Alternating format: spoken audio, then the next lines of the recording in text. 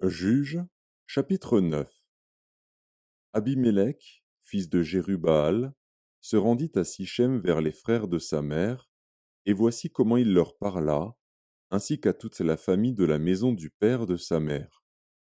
Dites, je vous prie, aux oreilles de tous les habitants de Sichem, vaut-il mieux pour vous que 70 hommes, tous fils de Jérubbaal, dominent sur vous, ou qu'un seul homme domine sur vous?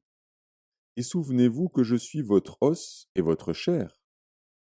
Les frères de sa mère répétèrent pour lui toutes ces paroles aux oreilles de tous les habitants de Sichem, et leur cœur inclina en faveur d'Abimélec, car ils se disaient, c'est notre frère. Ils lui donnèrent 70 cycles d'argent, qu'ils enlevèrent de la maison de Baal-Bérith. Abimélec s'en servit pour acheter des misérables et des turbulents qui allèrent après lui. Il vint dans la maison de son père à Ophra, et il tua ses frères, fils de Jérubbaal, 70 hommes, sur une même pierre. Il n'échappa que Jotham, le plus jeune fils de Jérubbaal, car il s'était caché. Tous les habitants de Sichem et toute la maison de Mio se rassemblèrent, ils vinrent et proclamèrent roi Abimélec près du chêne planté dans Sichem. Jotham en fut informé. Il alla se placer sur le sommet de la montagne de Garizim, et voici ce qu'il leur cria à haute voix. Écoutez-moi, habitants de Sichem, et que Dieu vous écoute.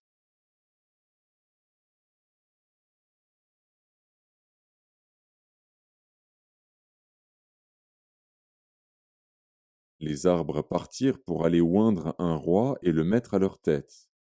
Ils dirent à l'olivier, règne sur nous. Mais l'olivier leur répondit, renoncerai-je à mon huile, qui m'assure les hommages de Dieu et des hommes, pour aller planer sur les arbres? Et les arbres dirent au figuier, viens, toi, règne sur nous.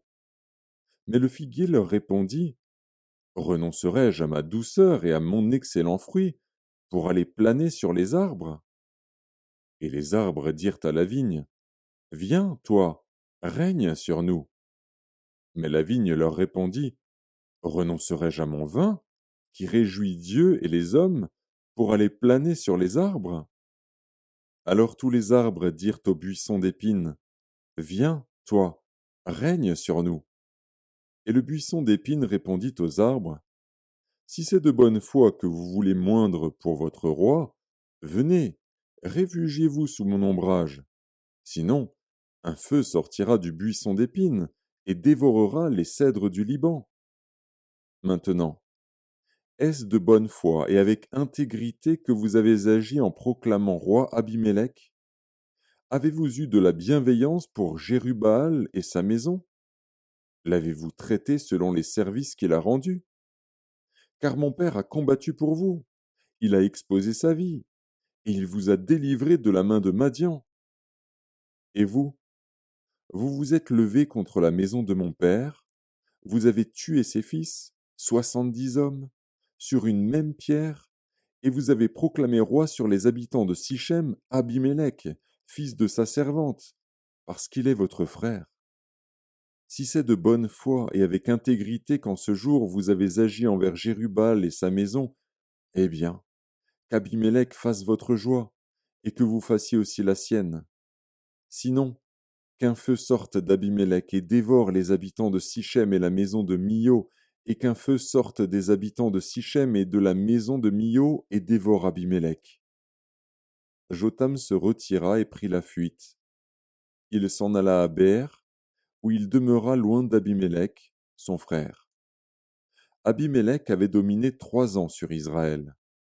Alors Dieu envoya un mauvais esprit entre Abimélec et les habitants de Sichem, et les habitants de Sichem furent infidèles à Abimélec, afin que la violence commise sur les 70 fils de Jérubbaal reçût son châtiment, et que leur sang retombât sur Abimélec, leur frère, qui les avait tués, et sur les habitants de Sichem, qui l'avaient aidé à tuer ses frères.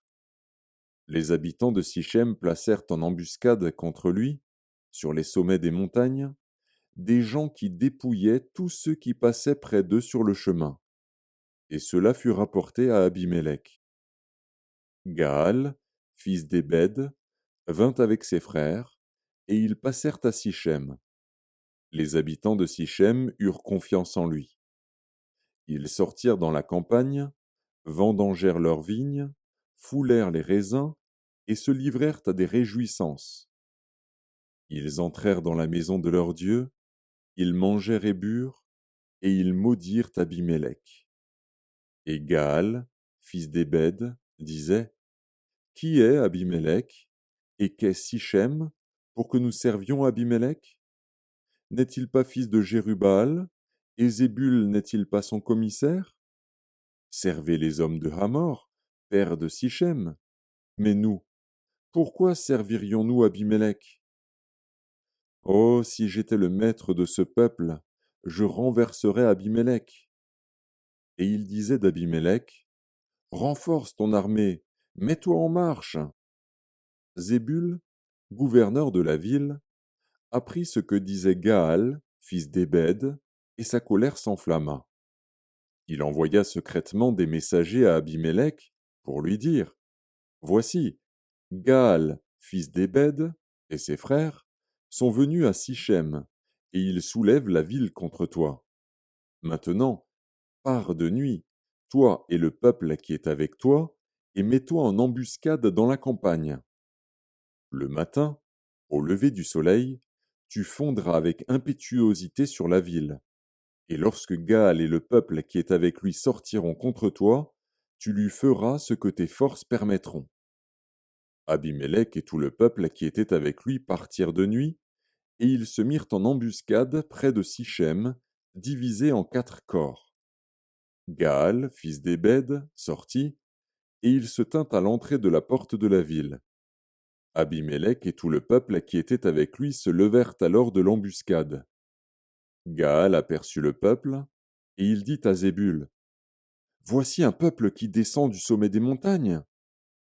Zébul lui répondit: C'est l'ombre des montagnes que tu prends pour des hommes.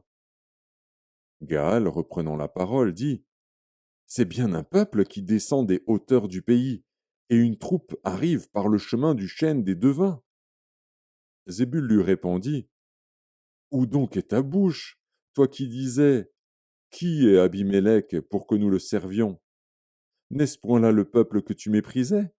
Marche maintenant, livre-lui bataille. Gaal s'avança à la tête des habitants de Sichem et livra bataille à Abimélec. Poursuivi par Abimélec, il prit la fuite devant lui, et beaucoup d'hommes tombèrent morts jusqu'à l'entrée de la porte. Abimélec s'arrêta à Aruma, et Zébul chassa Gaal et ses frères, qui ne purent rester à Sichem. Le lendemain, le peuple sortit dans la campagne. Abimélec, qui en fut informé, prit sa troupe, la partagea en 3 corps, et se mit en embuscade dans la campagne. Ayant vu que le peuple sortait de la ville, il se leva contre eux et les battit. Abimélec et les corps qui étaient avec lui se portèrent en avant et se placèrent à l'entrée de la porte de la ville. 2 de ces corps se jetèrent sur tous ceux qui étaient dans la campagne et les battirent. Abimélec attaqua la ville pendant toute la journée, il s'en empara et tua le peuple qui s'y trouvait. Puis il rasa la ville et y sema du sel. À cette nouvelle, tous les habitants de la tour de Sichem se rendirent dans la forteresse de la maison du dieu Bérite. On avertit Abimélec que tous les habitants de la tour de Sichem s'y étaient rassemblés. Alors Abimélec monta sur la montagne de Tsalmon, lui et tout le peuple qui était avec lui. Il prit en main une hache, coupa une branche d'arbre, l'enleva et la mit sur son épaule. Ensuite il dit au peuple qui était avec lui: Vous avez vu ce que j'ai fait? Hâtez-vous de faire comme moi. Et ils coupèrent chacun une branche, et suivirent Abimélec. Ils placèrent les branches contre la forteresse, et l'incendièrent avec ceux qui y étaient. Ainsi périrent tous les gens de la tour de Sichem, au nombre d'environ 1000, hommes et femmes. Abimélec marcha contre Thébets. Il assiégea Thébets et s'en empara. Il y avait au milieu de la ville une forte tour où se réfugièrent tous les habitants de la ville, hommes et femmes. Ils fermèrent sur eux et montèrent sur le toit de la tour. Abimélec parvint jusqu'à la tour. Il l'attaqua et s'approcha de la porte pour y mettre le feu. Alors une femme lança sur la tête d'Abimélec un morceau de meule de moulin et lui brisa le crâne. Aussitôt il appela le jeune homme qui portait ses armes et lui dit: Tire ton épée et donne-moi la mort, de peur qu'on ne dise de moi: C'est une femme qui l'a tué. Le jeune homme le perça et il mourut. Quand les hommes d'Israël virent qu'Abimélec était mort, ils s'en allèrent chacun chez soi. Ainsi Dieu fit retomber sur Abimélec le mal qu'il avait fait à son père, en tuant ses 70 frères, et Dieu fit retomber sur la tête des gens de Sichem tout le mal qu'ils avaient fait. Ainsi s'accomplit sur eux la malédiction de Jotham, fils de Jérubbaal.